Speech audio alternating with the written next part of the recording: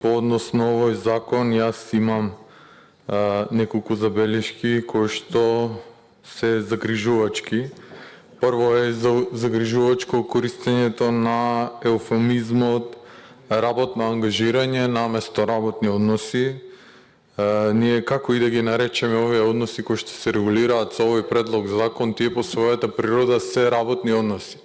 Затоа што секој однос помеѓу работодавач и работник во кој што работникот влегува доброволно на извршување на работен процес кај работодавачот по насока и нагледување на работникот е работен однос.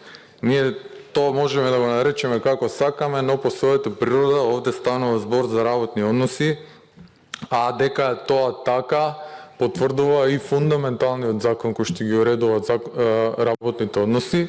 Тоа е закон за работни односи кој што веќе ги уредува работните односи во овие области кои што се предвидени со овој предлог закон. Значи таму се уредени законот за работни односи ги покрива и работните односи во угостителска дејност, сезонска работа, куќни помошници и така натаму.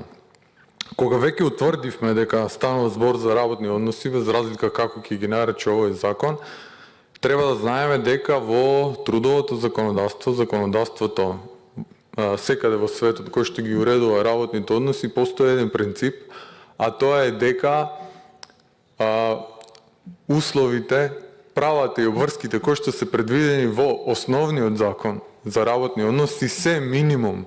Со секој друг акт може да се предвидат само поголеми права од правата предвидени во основниот закон, кој што кај нас е законот за работни односи. И што прави овој предлог закон?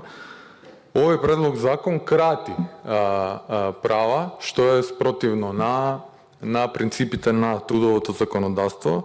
Законот за работни односи предвидува работно време од 40 часа неделно, 48 часа прековремено, значи 8 часа прековремено предвидува, а овој закон предвидува 48 часа работни неделно.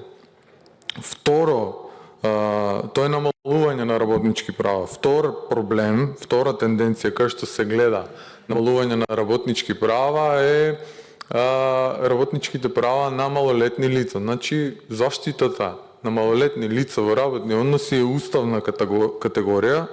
Тоа е предвидено во член 42 од Уставот и на нив им се предвидува посебна заштита при работа, а законот за работни односи предвидува, значи изрично за малолетни лица предвидува 8 часа неделно и 190 часа прековремено.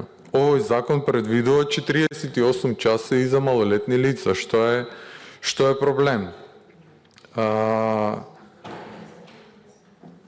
Овие тенденции, друг проблем е што нема писмен договор за вработување предвидено и тоа ја намалува правната заштита во евентуална постапка на работниците за заштита на нивните права. Друг проблем е што спротивно на законот за работни односи, овој закон не предвидува право на додатоци на плата за овие лица кои што сега времено работно ќе бидат ангажирани, како што се замина труд, прековремена работа, работа на празник, работа ноќе и исто така загрижувачки е тоа што не постои заштитен механизам за злоупотреба на овој закон, затоа што не се предвидува забрана за работно ангажирање на работни позиции кои што се веќе предвидени во систематизацијата на работодавачите.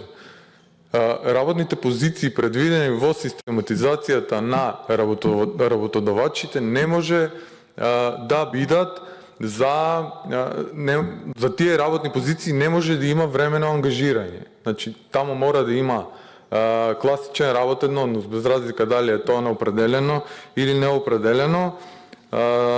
Заклучно, сите овие тенденции на кратење на работнички права спротивно на принципите на трудово право се загрижувачки. Добро што има простор за доработка, но се на се овој закон е крајно загрижувачки. Благодарам.